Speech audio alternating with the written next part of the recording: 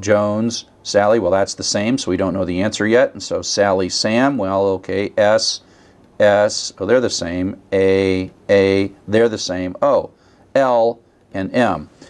L is less than M, so, so the actual letter that makes the difference here is the L and the M, and leads to us being true. And so it goes left to right, but then even when it's doing strings, it's going left to right. That's just how string comparison works. And if we say is Jones, Sally greater than Adam, Sam, well, we check the first one, and we check the J and the A. Well, J is greater than A, and so we don't have to look at anything else. We don't have to look at any more of these characters. We don't have to look at the second thing in the tuple. We have to look at that is enough to be true. So it only scans until it has a definitive answer. It doesn't scan any further. So now what we're going to do is use this comparable capability to sort these lists of tuples and then bring this all back and connect it more to dictionaries. So now we can take advantage of the notion of comparing tuples and use sorting. And so what we're going to produce is a list of tuples, and then we're going to sort them, right? And so we can get a list of tuples from a dictionary, and then we can sort that list of tuples, and then we can end up sorting dictionary items by taking this two-step process. Convert dictionary to a list, sort the list, and then we can have assorted dictionary values, okay? And so we'll do this a couple of different times. So if we take a look at this code right here, we have our happy little dictionary, A, B, C, A maps to 10, B maps to 1, C maps to 20. Like, what are we going to get here? Well, it comes out, the mapping is the right way, but the order is whatever. And now we say this function called sorted, which takes inside a sequence and then returns us a sorted version of that, a list that's sorted. And so it says sort D items. So it's basically going to take this list and compare the A's and the C's and the B's, and because it's a dictionary and all the keys are unique, there's never going to be equality, so it really is going to just sort this by keys and never get to looking at the values. You could construct a list that had duplicate, you could make a list of tuples that had duplicates in the first, like we did before, but given that this coming from a dictionary, the first thing is going to always be unique and distinct. And so if we say sorted D of items, that we're passing this stuff into sorted. Sorted is going to go around, move stuff around, and then give us back a sorted version, sorted in ascending order based on key, without looking at the value. And so that's a way to see dictionaries sorted by key, is just say sorted of D sub items. And sorted is a function, and so it just fixed stuff. And so this is the kind of loop that you're going to write to do that. You know, we did this before. We took sorted and we got these sorted by keys. And so you can just make this nice and simple for key value. By the way, you can eliminate the parentheses here. And I think it's prettier if you eliminate the parentheses, but you could put parentheses. This is still a tuple without the parentheses for key and value in sorted. So that says go through D items, but before I go through them, please sort them. So that means K is going to go through A, B, and C deterministically every single time it's going to go. And of course, value is going to go through the corresponding values. So now we can print this out nicely, sorted by key. And that's a real nice, succinct little way to say that. I mean, again, these are one of the kind of things that people really like about Python, is that you can do pretty powerful things with easy to understand. I mean, you might have seen this for the first time, but ultimately you look at that eventually and you'll be like, oh yeah, I see exactly what that's doing. Easy, not hard at all. So, but let's say we're looking for the most common word, which we have been for weeks and weeks and weeks now. And so we want to sort by values, not key. So this is an example of where we're going to construct a data structure. We're going to imagine a data structure, and then we're going to write code to construct the data structure, and then that's going to make our problem easy. So this is an example of using cleverly constructed data structures to do this. And the data structure that we're going to create is a list of tuples where the value is first and the key is second. So you can just, with items, get key value. I want value key. So let's take a look at this code. Take your time and get it right. So KV goes in C items. Well, that is unsorted and going to go through whatever A, B, and C in whatever order. And we're going to make a new list. So this is a data structure that we're creating temporarily. And what we're going to do is, this is a list.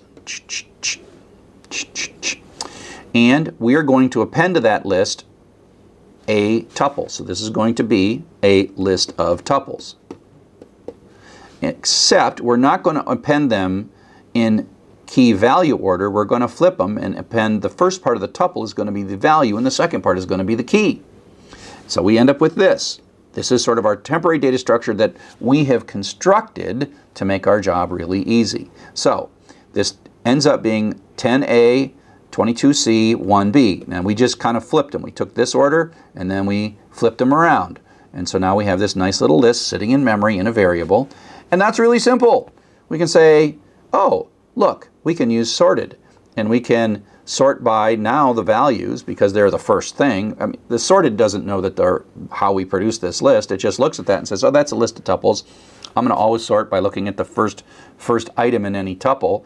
And I'm going to add reverse equals true so I get a descending sort. So I see that the value that is highest ends up being first. And so that changes this, and I'm just sort it and then reassign it back into temp. And I'll print this out, and so now you see it sorted in descending order of key. So it's value, key, value, key, value, key, but it's sorted in descending order. Okay? And so that's an example sort of just like, you know, if I just made a data structure and I flipped those things around, I could use sorted to sort these things. There's many other ways you could do it, but there's sort of like the more elegant way of doing it. And the clever bit here is like make a new list and make it be a little bit different. Okay? So here we're going to print out the top 10 most common words in a file.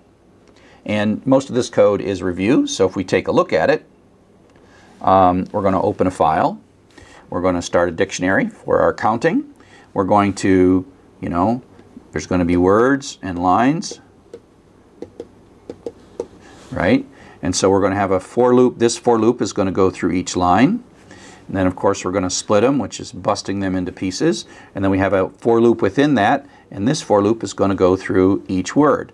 And so that means that by nesting these loops, we're going through each line, and then within the line we're going through a word, then we go to the next line and go through the words, and eventually this line of code, count subword equals counts.getWord 0 plus 1, our idiom for making a histogram, right? This line right here is an idiom. If you don't know already what that is, go back to the previous dictionary lecture and understand it, because you're just going to use it over and over again. So now at this point, and I always like drawing horizontal lines in code when we write it, at this point, coming through at this point, counts is right. Counts is the histogram. It's not sorted. So now we want to sort it. So we're going to make a new list. We're going to loop through key value, and then we're going to make a tuple. I'm making this be 2 lines to make it a little easier. Value key, so I'm flipping it, right? So I'm flipping the order of these things. That's making a tuple, and then I'm appending that tuple to the list. Okay? So at the end of this, we have a list of tuples in value key order, VK, VK, right? So at this point, coming through here, I've got in my LST variable, I've got this really useful bit of code, or useful bit of data that I produced. And then I'm like, oh, now it's ready to be sorted. Poof, sort. So take list, sort it back, and sort it in descending order, and then stick that back in list. Now, we want to print it out, but we don't want to print it out. So we got a nice sorted list coming down here. We don't want to print it out in value key, because that's what it is. It's in parentheses V comma K order, but it's sorted. And we know that the highest value is here on down.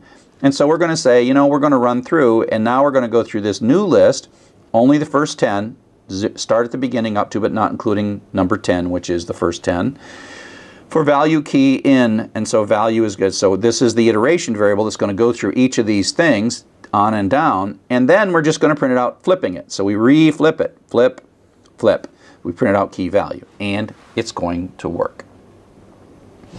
Okay, so that is one way of doing this, and this slide right here you absolutely do not need to figure out. But some of you will look at this slide and you're like, why didn't you show us that in the beginning? And others of you will be like, no, keep telling me this stuff here. So I don't know exactly the term for this, but this is a very procedural. This is a classic algorithms and data structures approach to solving this problem. This next thing uses what are called lambdas, and they kind of create what's called what I call a closed form, where you kind of do it in all one statement, and there's all this implicit